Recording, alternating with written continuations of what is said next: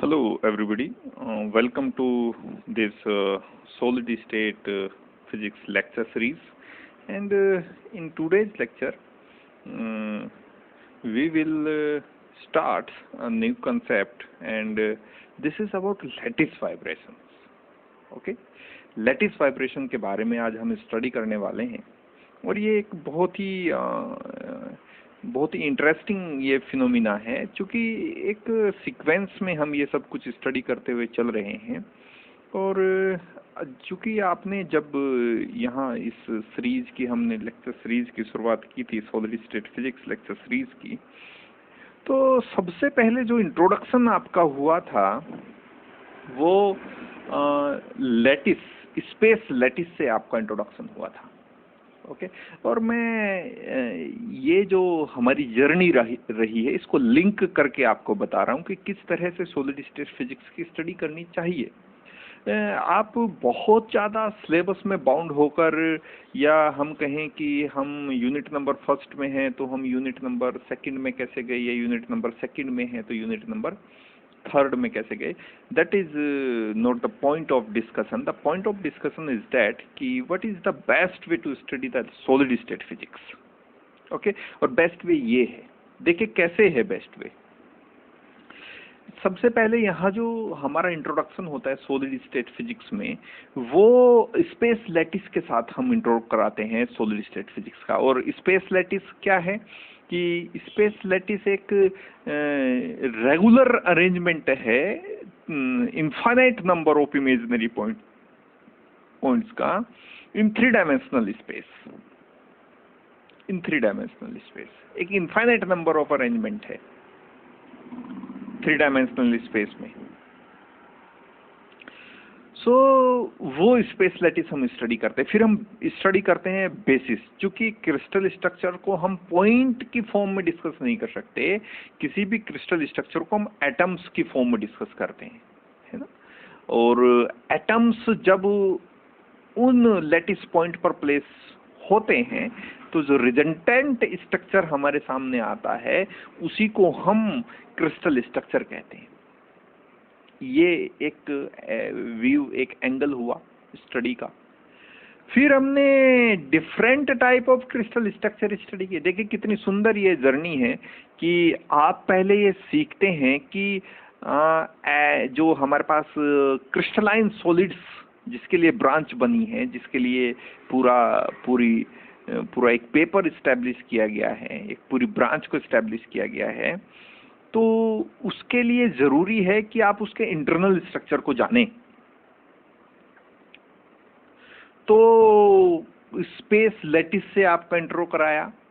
फिर उन्होंने कहा कि देखिए स्पेस लैटिस तो ठीक है, लेकिन अगर आपको क्रिस्टल स्ट्रक्चर को सीखना है एक्चुअली, तो ये जरूरी है कि आप ये जो स्पेस लैटिस की कहानी आप बता रहे हैं, क्योंकि आप पॉइंट्स की फॉर्म में तो क्रिस्टल स्ट्रक्चर को एक्सप्लेन नहीं कर सकते, तो ये ज़रूरी हो जाता है कि अगर इस तरह के पॉइंट्स का अरेंजमेंट हमने पढ़ा कि एक रेगुलर अरेंजमेंट है infinite number of imaginary points का, ये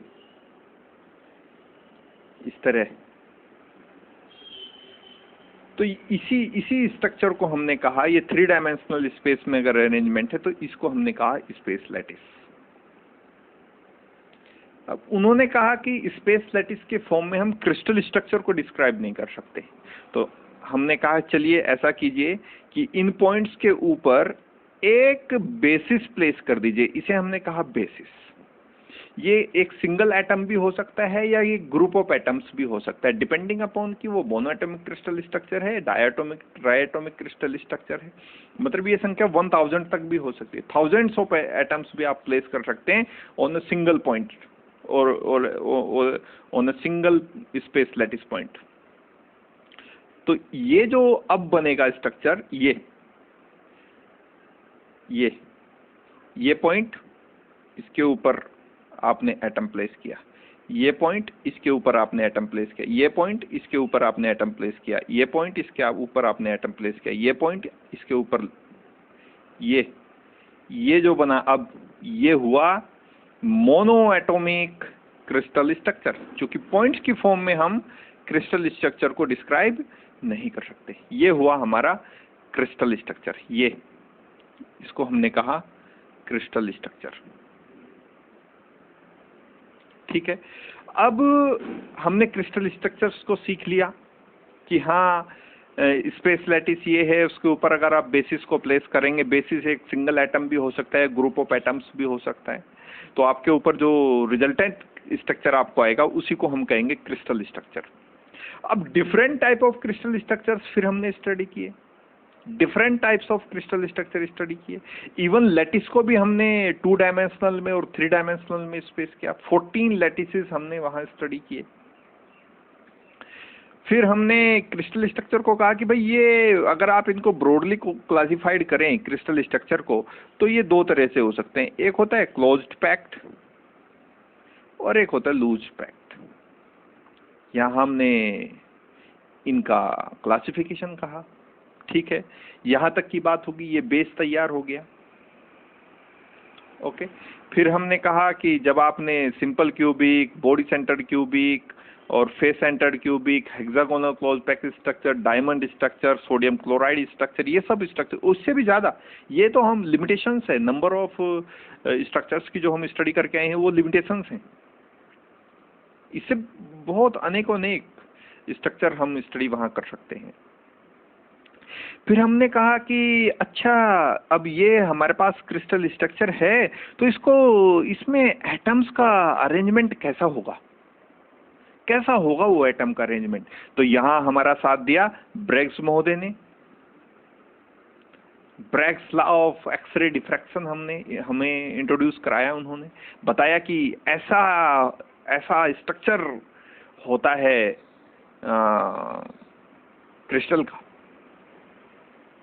ऐसा स्ट्रक्चर होता है। फिर उनसे भी बेहतर काम ज्यादा जर्नलाइज जो किया वो वान लाउ ने किया। उन्होंने कहा कि एक पैरेलल एटॉमिक प्लेन की बजाय किसी सिंगल एटम से भी आप स्कैटरिंग को नोट कर सकते हैं और एक डायरेक्शन में डिफ्रैक्शन मैक्सिमा आपको मिलेगा, और वो डायरेक्शन कुछ स्पेशल कंडीशंस को फॉलो करेंगे जिन्हें लाउज इक्वेशंस कहते हैं। डिफ्रैक्शन मैक्सिमा केवल उन्हीं डायरेक्शंस में मिलेगा जहां वेव्स जो स्कैटर्ड एक्स रेज हैं वो कंस्ट्रक्टिवली इंटरफेयर करेंगी। तो ये बड़ी अच्छी जानकारी यहां से मिली हम। एटॉमिक डिस्ट्रीब्यूशन आप इसे कहिए, ये स्पेस लैटिस, बेसिस दोनों को मिलाया, crystal structure, types of crystal structure, distribution of atomic distribution, atoms का डिस्ट्रीब्यूशन किस तरह का है, ये जो स्ट्रक्चर्स हमने फॉर्म कर लिए इनमें एटम्स का डिस्ट्रीब्यूशन कैसा है, कितने पास पास हैं, कितने दूर दूर हैं, किस तरह का होगा, डिफ्रैक्शन पैटर्न्स हमें मिले, डिफरेंट डिफ्रैक्शन मेथड्स हमने स्टडी किए जिसमें Laue's method, rotating crystal method और पाउडर मेथड, सबसे बेहतर पाउडर मेथड हमने वहां स्टडी किया। न्यूट्रॉन और इलेक्ट्रॉन डिफ्रैक्शन भी स्टडी किया, पर बहुत ज़्यादा यूज नहीं होते, बहुत ज़्यादा कन्वीनियंट नहीं है, बहुत ज़्यादा यू कैन से कि एप्लीकेबल नहीं है, चाहे वो कॉस्ट को लेकर हो या जो इंस्ट्रूमेंट है वो बल्कि हो जाता है, बहुत सारे वहाँ लिमिटेशंस हमने वहाँ स्टडी किए। तो ये कहानी हमने पढ़ी। और अब फिर हम जो लास्ट लेक्चर में स्टडी करते आ रहे हैं कि ये जो एटम्स हैं ना जो यहाँ प्लेस हुए हैं, ये कैसे जुड़े हैं एक दूसरे के साथ, ये क्यों मूव नहीं करते, ये क्यों मूव नहीं करते। तो उसका जो आंसर हमें दिया वो दिया एटॉमिक बॉन्डिंग ने। एटॉमिक बॉन्डिंग हम जो स्टडी करके आए हैं, आयनिक बॉन्डिंग और covalent bonding, metallic bonding, van der Waals bonding, hydrogen bonding, हम वहां स्टडी करके ये इस तरह से जुड़े हैं। NaCl क्रिस्टल में Na अपनी जगह, Cl अपनी जगह, क्यों? क्योंकि वो जो आयनिक बॉन्डिंग है दोनों के बीच में, उसकी वजह से एक दूसरे के पास हैं, एक दूसरे एक पोजीशन को मेंटेन किए हुए हैं। क्लोरीन फॉर्म होता है क्यों? Covalent bond. वाटर फॉर्म होता है क्यों? Covalent bond. तो ये हमें सिखाया एटॉमिक बॉन्डिंग ने। और अब जो हम स्टडी करने वाले हैं वो लैटिस वाइब्रेशन को स्टडी करने हैं। यानी ये माना गया कि ये जो एटम्स हैं ना, जो यहाँ प्लेस किए गए हैं, ये ये अपनी मीन पोजीशन के दोनों ओर वाइब्रेट करते रहते हैं। ये इसकी मीन पोजीशन तो यहाँ वाइब्रेट करता रहेगा, ये यहाँ वाइब्रेट करता रहेगा, ये यहाँ वाइब्रेट करता रहेगा। अपनी मीन पोजीशन के दोनों ओर वाइब्रेट करते रहते हैं, ठीक है। और ये जो वाइब्रेशनल एनर्जी है, देखिए वाइब्रेट अगर करेगा तो कहीं ना कहीं से तो इसको एनर्जी मिल रही होगी, डेफिनेटली ये कहीं ना कहीं से एनर्जी मिल रही होगी। तो दो रीजन हो सकते हैं, या तो ये क्रिस्टल स्ट्रक्चर अपनी इंटरनल एनर्जी को यूज करके अपनी मीन पोजीशन के दोनों ओर ये एटम्स इस क्रिस्टल स्ट्रक्चर में वाइब्रेट कर रहे हों। ये हो सकता है कि इंटरनल एनर्जी इन्होंने यूज कर ली और अपनी मीन पोजीशन के दोनों ओर वाइब्रेट कर रहे हों। या ये हो सकता है कि कहीं से एक्सटर्नल एजेंसी से कोई एनर्जी इन्हें दी गई हो। जैसे हम फ्री इलेक्ट्रॉन को पढ़ते हैं ना एटम के केस में, कि आप एटम को एनर्जी दीजिए, वो अपने आउटर मोस्ट सेल को छोड़ के फ्री हो जाता है, फ्री टू मूव हो जाता है, जिसको हम free electron gas, electron cloud जैसे मेटालिक बॉन्डिंग में हमने सीखा।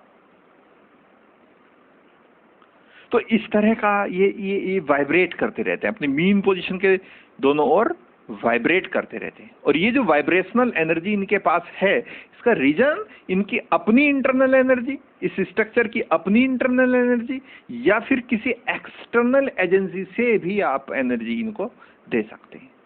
तो अगर ये अपनी इंटरनल एनर्जी की वजह से वाइब्रेट कर रहे हैं तो ये कहलाता है इनका नॉर्मल मोड ऑफ वाइब्रेशन,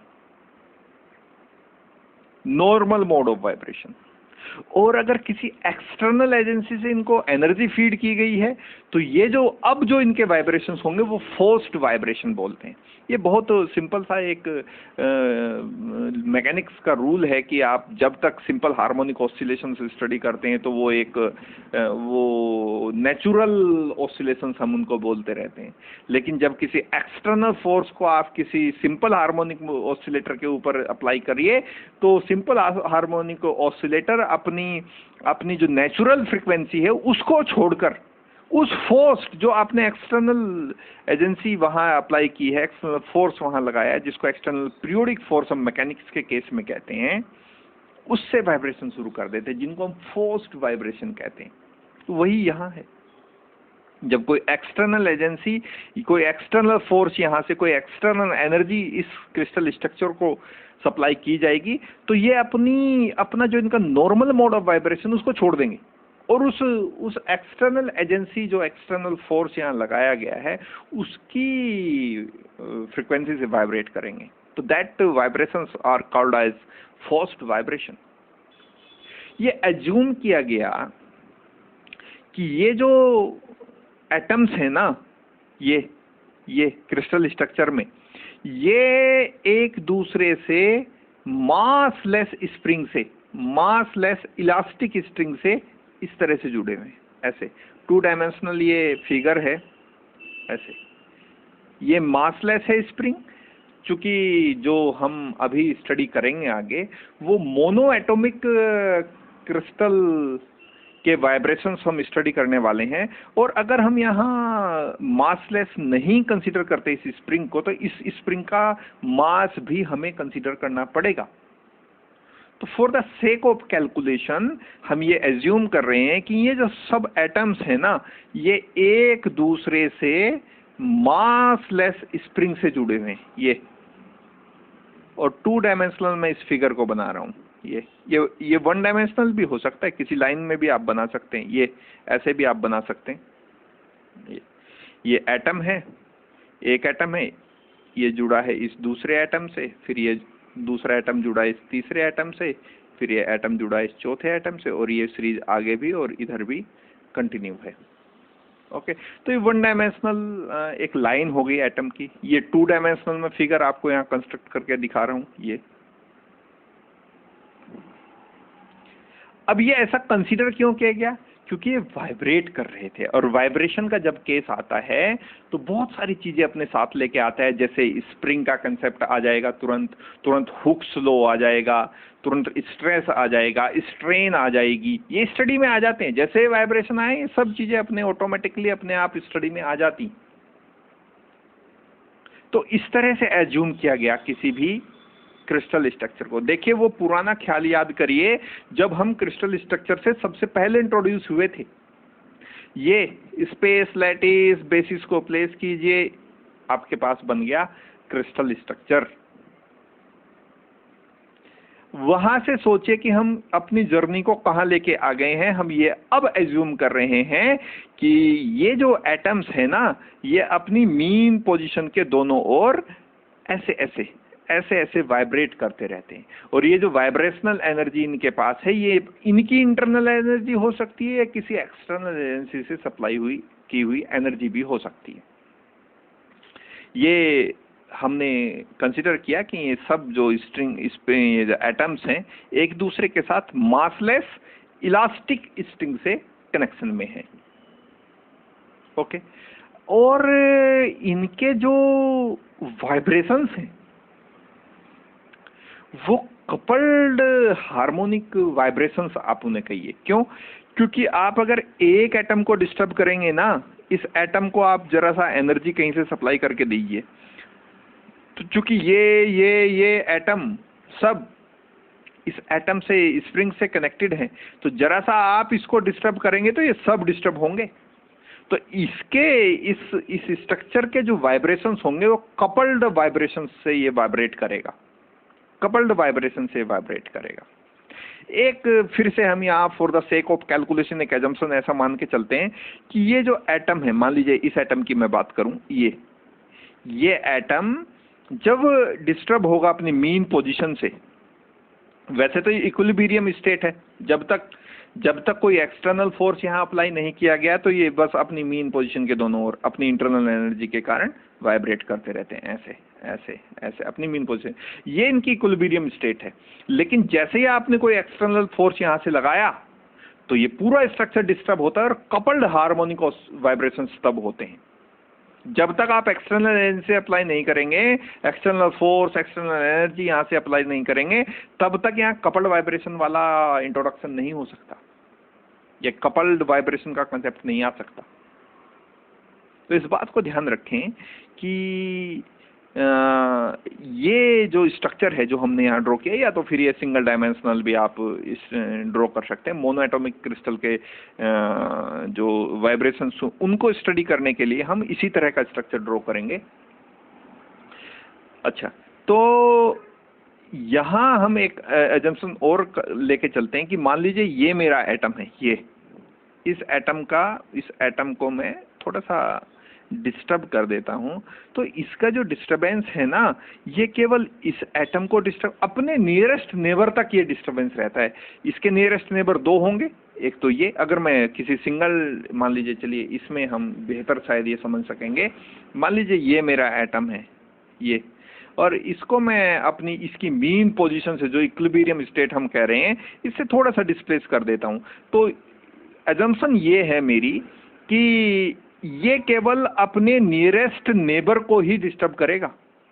ये केवल, ये देखिए, ये केवल अपने नियरेस्ट इसको डिस्टर्ब करेगा या तो इसको डिस्टर्ब करेगा। और ऐसा मैं फिर से बता रहा हूं कि ये कैलकुलेशन की सेक के कारण हो रहा है, एक्चुअली में सबको डिस्टर्ब करेगा, लेकिन for the sake of calculation हम ये कंसिडर करके चल रहे हैं कि ये केवल इसको डिस्टर्ब करेगा या तो फिर इसको डिस्टर्ब करेगा। या फिर इस एटम को कंसिडर करें आप, तो या तो ये अपने इस नियरेस्ट नेबर को डिस्टर्ब करेगा या तो इसको डिस्टर्ब करेगा। तो ये मेरी कैलकुलेशन के अजम्पशंस हैं जिससे हम कैलकुलेशन को आसानी से कर सकें। ठीक है, तो इस तरह का जो कंसेप्ट है वो कहलाता है लैटिस वाइब्रेशन। यानी ये जो क्रिस्टल स्ट्रक्चर में एटम्स हैं, ये जो अपनी मीन पोजीशन के दोनों ओर वाइब्रेट करते रहते हैं due to the effect of it their internal energy, और the effect or by the effect of any external agency, तो इस तरह के जो वाइब्रेशंस है जिनको हम कपल्ड वाइब्रेशन भी कह सकते हैं, इस तरह के वाइब्रेशन को ही हम लैटिस वाइब्रेशन कहते हैं। ठीक है, और ये आपके सिलेबस में यूनिट नंबर 3 का पार्ट है, यूनिट नंबर 3 का, लेकिन वो बहुत ही डिस्टर्ब सिलेबस है, तो वहाँ हम नहीं जाएंगे। बस आप उसको वो ध्यान मत दीजिए, आप स्टडी कहाँ से कर रहे हैं अकॉर्डिंग टू सिलेबस, आप ये ध्यान दीजिए कि जो सीरीज है, स्टडी की जो सीरीज है, जो तरीका है, वो ये है। आप स्पेस लैटिस स्टडी कीजिए, क्रिस्टल स्ट्रक्चर स्टडी कीजिए, types of crystal structure study कीजिए, ब्रैग्स लॉ स्टडी कीजिए, वॉन लव ट्रीटमेंट को स्टडी कीजिए, रेसिप्रोकल लैटिस को स्टडी कीजिए, डिफरेंट स्कैटरिंग मेथड्स को स्टडी कीजिए, और फिर सीधे बॉन्डिंग के बाद आयनिक जो बॉन्डिंग हम सॉलिड्स में बॉन्डिंग इन सॉलिड्स स्टडी करके आए, उसके तुरंत बाद आपको स्पेस लैटिस को स्टडी करना है। इस तरह का एक सीरीज है, और इसमें बेहतर आप रिजल्ट्स एक लेयर अपने माइंड में आप इस्टेब्लिश कर पाएंगे कि किस तरह से हम स्टडी कर सकते हैं सॉलिड स्टेट फिजिक्स को। Okay, so let's study this topic, lattice vibration. Okay, lattice vibration, ये सब वही ड्रॉ किया है जो मैंने आपसे अभी तक डिस्कस किया है, वही ये सब स्ट्रक्चर ड्रॉ किया है और बताया गया है कि किस तरह से ये जो लैटिस में एक ये आप इसको लैटिस स्ट्रक्चर कह सकते हैं, स्पेस लैटिस कह सकते हैं। एटम्स को प्लेस कर दिया तो क्रिस्टल स्ट्रक्चर हो जाएगा। तो किस तरह से ये मासलेस इलास्टिक स्प्रिंग से कनेक्शन है इनका, और ये किस तरह से अपनी मीन पोजीशन के दोनों ओर इक्विलिब्रियम स्टेट में वाइब्रेट करते रहते हैं जब तक कि इन पर कोई एक्सटर्नल एजेंसी, एक्सटर्नल फोर्स या एक्सटर्नल एनर्जी इसको सप्लाई नहीं की जाती। तो हमारा जो मेन टॉपिक है वो ये है, ये vibration of one dimensional monoatomic lattice, ये vibrations of one dimensional monoatomic lattice, इसको हमें स्टडी करना है। और इसका भी मैं काफ़ी कुछ जो अरेंजमेंट है वो आपको बता चुका हूँ। तो let us study only for the study point of view. In order to understand the vibration of one dimensional monoatomic lattice, एक बात तो मैं आपको बता दूं कि मोनोएटॉमिक क्यों है, क्योंकि इस पे एक एटम को प्लेस किए गए हैं, है ना। आगे जो नेक्स्ट टॉपिक हम यहाँ स्टडी करेंगे ना, वो होगा वाइब्रेशंस ऑफ डायएटॉमिक लैटिस। ओके, तो डायएटॉमिक लैटिस में, और वो भी वन डायमेंशनल होगा, डायमेंशनल एक ही डायमेंशन में होंगे, जो अभी ये इस तरह का ये जो स्ट्रक्चर हम स्टडी करके हैं ना, वन डायमेंशनल, केवल एक, ये 2 डायमेंशनल फिगर है, ये भी 2 डायमेंशनल है, ये भी 2 डायमेंशनल है, लेकिन हमने केवल 1 डायमेंशनल केस को स्टडी करना है। हाँ, एक बार हमने मोनोएटॉमिक लैटिस के वाइब्रेशन को स्टडी करना है, और दूसरी बार हमने डायएटॉमिक लैटिस के वाइब्रेशंस को स्टडी करना है। Okay, so let's start this discussion. In order to understand the vibration of one dimensional, note that one dimensional monoatomic lattice, है ना, मोनोएटॉमिक का मतलब एक ही एटम को एक ही लैटिस पॉइंट पे प्लेस किया गया है। Okay, lattice, following assumptions are to be made. What assumptions? Number 1, all the atoms arranged in a straight line with constant interatomic spacing small a, ये इंटर एटॉमिक स्पेसिंग हम यहाँ ए मान के चल रहे हैं, यानी एटम से एटम के बीच का जो डिस्टेंस है वो हमने ए कंसिडर किया है। पहला एजम्पशन हमारा, all the atoms are identical having same mass small m। ये सब के सब एटम, ये सब के सब एटम क्या है, आइडेंटिकल हैं, इनमें कोई ज़्यादा मास का पार्टिकल नहीं है, कोई कम मास का पार्टिकल नहीं है, इक्वल मास के पार्टिकल हैं, इक्वल शेप एंड साइज के पार्टिकल हैं, आइडेंटिकल हैं। Number 3rd assumption is interaction between the atoms extends only up to the nearest neighbors। ये बहुत अच्छी एक for the sake of calculation है ये, ताकि हमारी कैलकुलेशन बहुत, चूंकि अगर हम सबके वाइब्रेशंस को यहाँ काउंट करने लग गए तो इतनी बड़ी ये कैलकुलेशन हो कि ऑन द पेपर होना मुश्किल हो जाएगा। तो अपनी कैलकुलेशन की सेक के लिए interaction between the atoms x tends up to the nearest neighbors, that is lattice is characterized by the short range forces. Okay, the lattice is characterized by the short range forces. Okay, each atom is connected with its nearest neighbor by a massless spring with force constant beta. क्योंकि generally आप जो study करके आते हैं ना force constant, वो के study F equal to minus K X, तो वही है, इसको यहाँ बीटा कंसीडर किया है. That is not the point of discussion.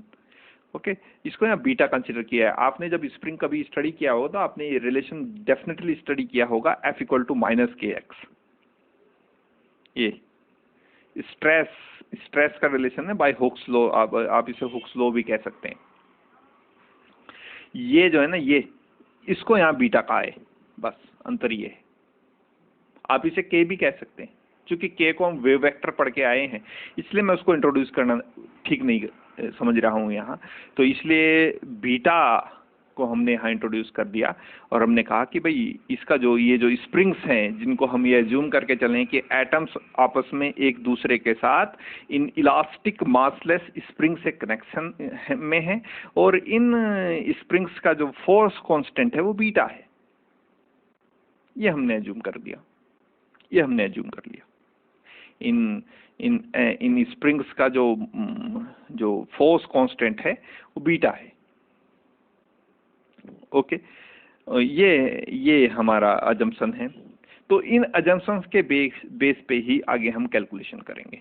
ठीक है, हमने ये कहा है कि ये सब के सब एटम्स स्ट्रेट लाइन में अरेंज्ड हैं, जैसा आप देख भी रहे हैं.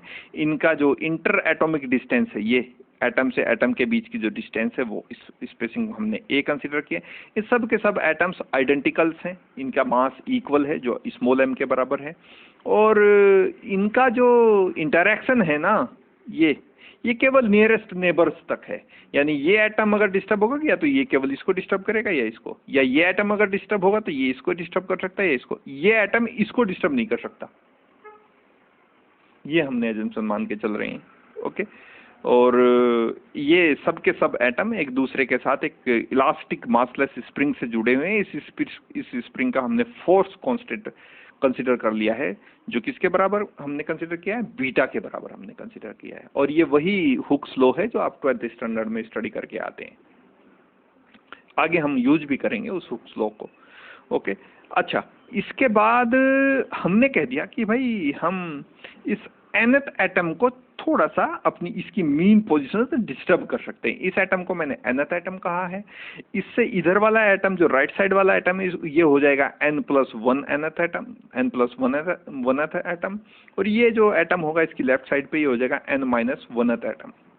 ठीक है, और ये एटम को मैंने डिस्टर्ब कर दिया, इस एटम को डिस्टर्ब कर दिया. ये देखिए यहाँ,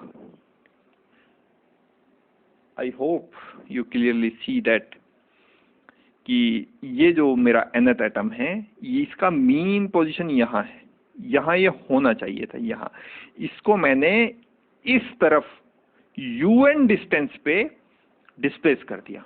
तो डेफिनेटली जो n+1th एटम है वो भी डिस्प्लेस होगा इक्वल अमाउंट से, जिसको मैंने डिस्टर्बेंस ये डिस्टेंस कहा है un+1, और डेफिनेटली n-1th एटम भी डिस्टर्ब होगा राइट साइड पे. जो डिस्टेंस से ये डिस्टर्ब होगा, जो इसका डिस्प्लेसमेंट होगा वो होगा u-1th एटम, un-1.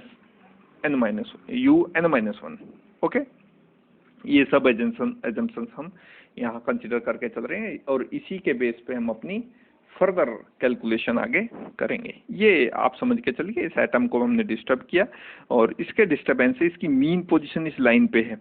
अब ये यहाँ इस पोजीशन पे आ गया है, तो अब इसके बीच में जो डिस्प्लेसमेंट इस एटम का हुआ है वो हुआ है un. इसी की वजह से, क्योंकि ये एटम अगर डिस्टर्ब है तो या तो ये इसको डिस्टर्ब कर सकता है या तो इसको डिस्टर्ब नहीं कर सकता. ये हमारा एजम्पशन है. तो इसका डिस्टर्बेंस हमने मान लिया un, चूंकि ये nth एटम था. इसका डिस्टर्बेंस हमने मान लिया un+1, चूंकि n+1th एटम था. और इसका डिस्टर्बेंस हमने कंसीडर कर दिया, इस एटम का डिस्टर्बेंस हमने कंसीडर कर दिया un-1, चूंकि ये n-1th एटम था.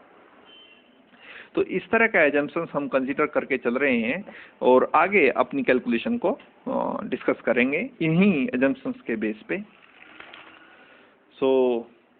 अब हम फोर्स कैलकुलेट कर रहे हैं, force on the nth atom,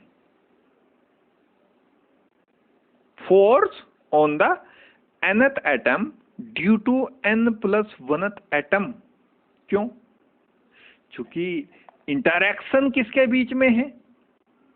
nearest neighbours के बीच में है, और nth एटम का नियरेस्ट नेबर राइट साइड में कौन सा है? n+1th एटम है। तो हम फोर्स का कैलकुलेशन कर रहे हैं nth एटम के ऊपर due to n+1th atom, due to n+1th atom, okay, is given by, and this interaction is given by Hooke's law, which states that force on an atom or a body is equal to negative of force constant that we are assumed as beta and into displacement। अब displacement क्या होगी? ये actually चूंकि दो atom के बीच का हम force consider कर रहे हैं, n+1th एटम, ये सॉरी nth एटम के ऊपर जो n+1th एटम फोर्स लगाता है उसको हम कैलकुलेट करना चाह रहे हैं। तो ये जो डिस्प्लेसमेंट होगा ना, ये इफेक्टिव डिस्प्लेसमेंट हो जाएगा। इफेक्टिव डिस्प्लेसमेंट का क्या मतलब है? ये देखिए, F1, this is the force on the nth atom due to the n+1th atom is given by minus this minus beta force constant into un minus un+1. This is the effective displacement, this displacement. In the same way, we can calculate or we can deduce the force on the nth atom due to n-1th atom, चूंकि ये भी इसका nearest neighbour है, हम अभी figure में देख के आए हैं। और इंटरैक्शन क्या होगा? केवल नियरेस्ट नेबर के बीच में होगा। तो इस पे फोर्स का कैलकुलेशन क्या होगा? इस फोर्स को हमने कंसीडर कर लिया F2, सेम लो, माइनस इनटू फोर्स कांस्टेंट, चूंकि सभी स्प्रिंग्स का हमने फोर्स कांस्टेंट हमने कितना कंसीडर किया है? बीटा कंसीडर किया है। And effective displacement for this case is un, which is the displacement of nth atom, minus un-1, which is the displacement of n-1th atom. Okay, hence the net force on the nth atom due to its nearest neighbors is given by F। चूंकि हम अभी केवल magnitude में deal कर रहे हैं, तो मैंने यहाँ चूंकि एक वेक्टर क्वांटिटी है, तो यहाँ वेक्टर भी आप लगा सकते हैं। सो F1 प्लस F2, चूंकि मैग्नीट्यूड के साथ डील कर रहे हैं, तो मैग्नीट्यूड में हमने वो वेक्टर फॉर्म नहीं लिखी है। So minus beta value of F1 is given by this, and plus F2, the value of F2 is given by this. So place the value of F1 and value of F2 into this equation. We have minus beta un minus un plus 1 minus beta un minus un minus 1।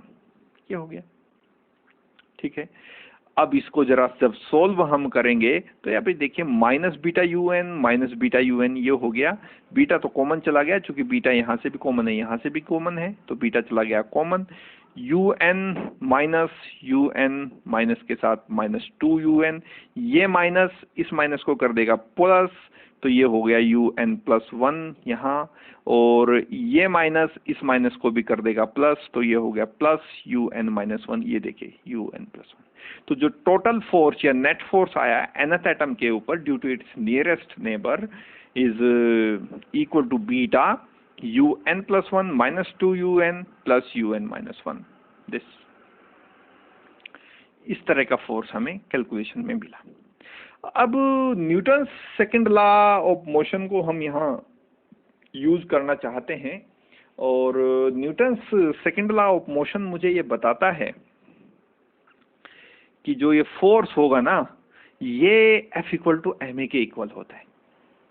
F equal to ma के equal होता है, ठीक है, mass into acceleration.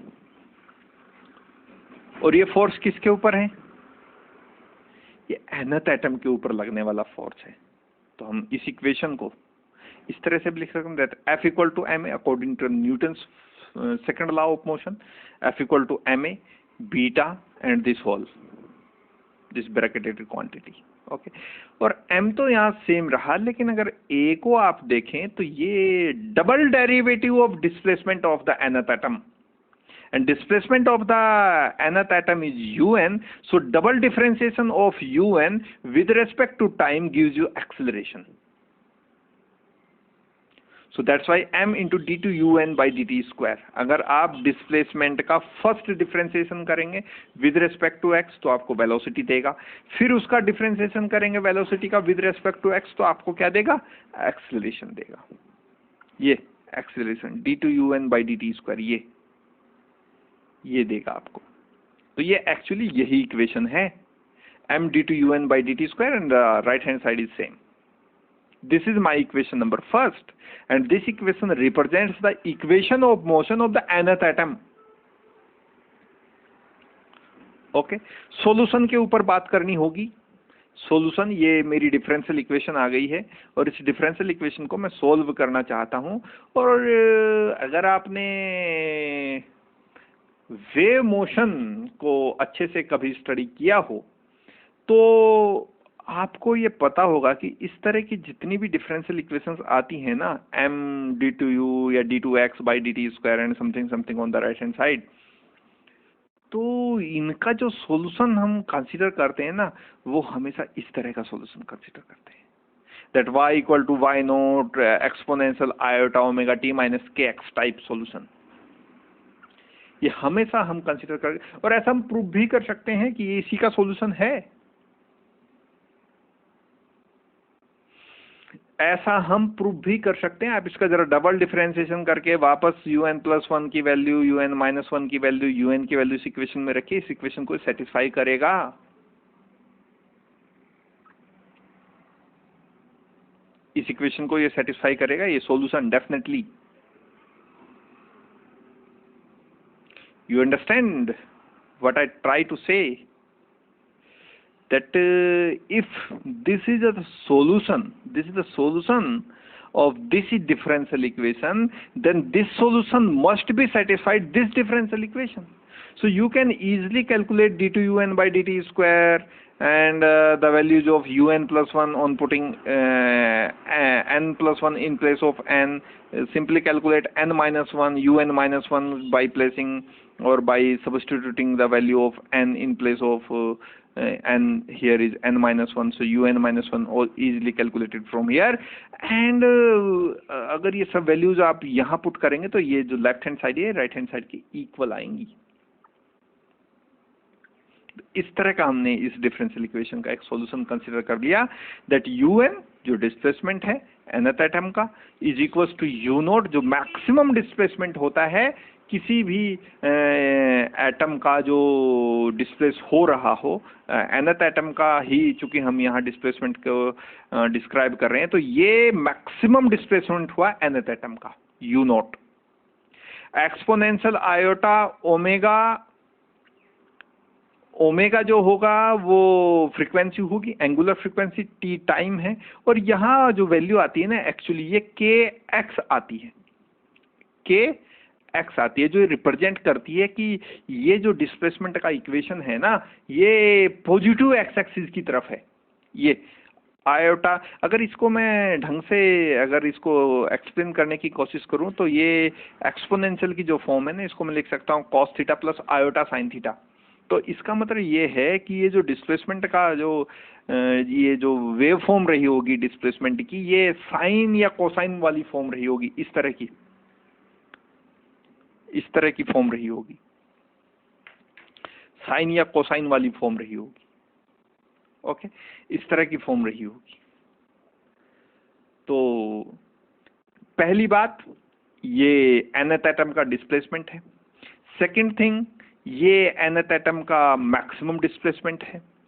और third thing ये जो displacement है ना ये साइन वेव फॉर्म का डिस्प्लेसमेंट, यानी जो डिस्प्लेसमेंट हो रहा है nth एटम का वो ऐसे स्ट्रेट लाइन में नहीं है बल्कि ऐसे साइन वेव में डिस्प्लेसमेंट है। ओके। और थर्ड थिंग उसका जो एंगुलर फ्रीक्वेंसी है जिससे ये डिस्प्लेसमेंट हो रहा है, ये ओमेगा है किसी समय टी पर, ये इसका वेव वेक्टर है के, और इसीलिए ये फोर्स कांस्टेंट बीटा कंसीडर किया, चूंकि यहाँ वेव वेक्टर का भी इंट्रोडक्शन आना था। और एक्स ये दिखा रहा है कि ये जो डिस्प्लेसमेंट है ये एक्स एक्सिस की डायरेक्शन में हो रहा है। एक्चुअली हमने x equal to n a यहाँ पुट किया है, और इसका रीजन क्या है, ये जो एन ए है ना, ये रिप्रेजेंट्स करता है x coordinate of the nth atom in equilibrium state, is represents the x coordinate, चूंकि वो होना चाहिए के एक्स होना चाहिए, देखिए ये मैंने लिखा भी है के एक्स होना चाहिए, क्योंकि ये पॉजिटिव एक्स एक्सिस की डायरेक्शन में अगर ये डिस्प्लेसमेंट हो रहा है तो ये के एक्स होना चाहिए, लेकिन एक्स की जगह हमने कहा है यहाँ n a. Reason is that कि हम यहाँ क्रिस्टल स्ट्रक्चर को स्टडी कर रहे हैं, हम सिंपल यहाँ स्प्रिंग को स्टडी नहीं कर रहे। तो जो इंटर एटॉमिक डिस्टेंस होगी ये इस एन जो नंबर ऑफ एटम है इससे मल्टीप्लाई होके तो एक्स की जगह आएगा जो वो आएगा एन ए, जो रिप्रेजेंट करेगा x coordinate of the nth atom in equilibrium state, ये रिप्रेजेंट करेगा। ओके, इस इक्वेशन की अगर बात करें ये सॉल्यूशन हमारा होगा, और मैंने एक एक पॉइंट इस सॉल्यूशन का डिस्कस करके आपको बता दिया, यू एन क्या है, यू नोट क्यों है, एक्सपोनेंशियल क्यों आया, आयोटा क्यों आया, ओमेगा क्या है, टी क्या है, के क्या है, एन ए क्या है, ये सब आपके सामने डिस्क्राइब आपको करके बताया कि ये। और इस इक्वेशन को मैंने इक्वेशन नंबर 2, क्योंकि मुझे यूज आ गया इस इक्वेशन का करना है तो इसको मैंने एक नंबर दे दिया जो है इक्वेशन नंबर 2 मेरी। अच्छा, इसमें जो ये k का वैल्यू है इसको आप जानते हैं 2 पाई बाई लैम्डा है, जो वेव वेक्टर, प्रोपगेशन वेक्टर, या आप इसे कुछ भी इस तरह का नाम दे सकते हैं, वेव वेक्टर या प्रोपगेशन वेक्टर। ओमेगा आप जानते हैं एंगुलर फ्रीक्वेंसी है वेव की, जो कि साइन वेव में ये डिस्प्लेसमेंट ट्रेवल आगे कर रहा है। अच्छा, इस इक्वेशन को यूज करते हुए, इक्वेशन नंबर 2 को यूज करते हुए मैं un+1 की वैल्यू और un-1 की वैल्यू, दोनों वैल्यूज मैं कैलकुलेट कर सकता हूं। तो let's calculate the corresponding displacement of n+1th atom और n-1th एटम। अब इसको कैलकुलेट करेंगे तो देखिए, मैं सिंपली क्या करता हूं कि un की जगह un+1, यानी n को मैं रिप्लेस कर रहा हूं n+1 से, n को रिप्लेस किया जा रहा है n+1 से। सो u not exponential iota omega T minus, यहां तक की कहानी सही, k तक भी सेम, लेकिन n को मैंने यहाँ इस n को रिप्लेस कर दिया n+1 से। सिमिलरली un-1 के केस में मैंने n को इस n को रिप्लेस कर दिया n-1 से। और इस इक्वेशन को थोड़ा सा हम एडिटेड फॉर्म में लिख रहे हैं, और वो एडिटेड फॉर्म क्या है उसको देख लेते हैं। देखिए, मैं क्या कर रहा हूं कि you not exponential iota omega T इस माइनस के और ए की मल्टीप्लाई इस ब्रैकेट में कर रहे हैं, ठीक है। जब n के साथ मल्टीप्लाई होगी माइनस के और ए की, तो ये टर्म बनेगा माइनस के एन ए, और जब माइनस के की और ए की मल्टीप्लाई होगी इस 1 के साथ तो ये बनेगा माइनस के ए। सिमिलरली माइनस के और ए की मल्टीप्लाई जब n के साथ होगी तो बनेगा के एन ए माइनस के साथ, और इस माइनस की इस माइनस के साथ जब मल्टीप्लाई होगी तो ये बनेगा पॉजिटिव, के और ए की मल्टीप्लाई होगी 1 के साथ, ये बनेगा प्लस के ए। तो मेरे पास रिजल्टेंट इक्वेशंस ये आई, और इन इक्वेशंस को मैं थोड़ा सा और मॉडिफाइड कर रहा हूं, और ये जो मॉडिफिकेशन है वो कुछ इस तरह का है कि यू नॉट सेम है, एक्सपोनेंशियल सेम है, आयोटा सेम है, ओमेगा टी सेम है, और ये जो माइनस के एन है ये भी सेम है। बस मैंने ये हटा दिया यहाँ से, माइनस के ए प्लस के ए, ये मैंने यहां से अलग कर दिया। अब देखिए, क्योंकि एक्सपोनेंशियल में लिखा है तो एक्सपोनेंशियल आयोटा की मल्टीप्लाई जाएगी माइनस के ए के साथ, और यहां से एक्सपोनेंशियल आयोटा की मल्टीप्लाई जाएगी के ए के साथ। तो ये जो टर्म बनेगी ना थोड़ी सी मॉडिफाइड करके, तो ये बनेगी you not exponential exponential iota iota omega T minus के एन ए माइनस के, इसको मैंने अलग कर दिया exponential minus iota K A, this is my equation number third, this is my equation number third. और इसको भी मैं सिमिलर स्टेप में लिख रहा हूं, you note exponential exponential iota iota omega T minus minus के एन ए के एन, और ये वाली जो टर्म है ये के ए, इसको मैं एक्सपोनेंशियल आयोटा के ए कह रहा हूं, और ये मेरी इक्वेशन नंबर 4 है, ये मेरी इक्वेशन नंबर 4 है। तो इस तरह से मैंने ये जो डिस्प्लेसमेंट्स है ना, un+1 ये भी मेरे पास आ गया, ये आ गया, un-1 ये भी मेरे पास आ गया, un ऑलरेडी मेरे पास है। तो राइट हैंड साइड में जितने मुझे चाहिए थे फंक्शंस या टर्म्स, उन सब की वैल्यूज मेरे पास हैं, उन सब की वैल्यूज मेरे पास है। अब मेरे पास जो अगला टास्क है वो ये है कि मैं इस लेफ्ट हैंड साइड की वैल्यू कैलकुलेट कर सकूं, इस लेफ्ट हैंड साइड की वैल्यू कैलकुलेट कर सकूं, और वो हम सीखेंगे नेक्स्ट अपने लेक्चर में। So thank you for now and meet you into the next one. Thank you.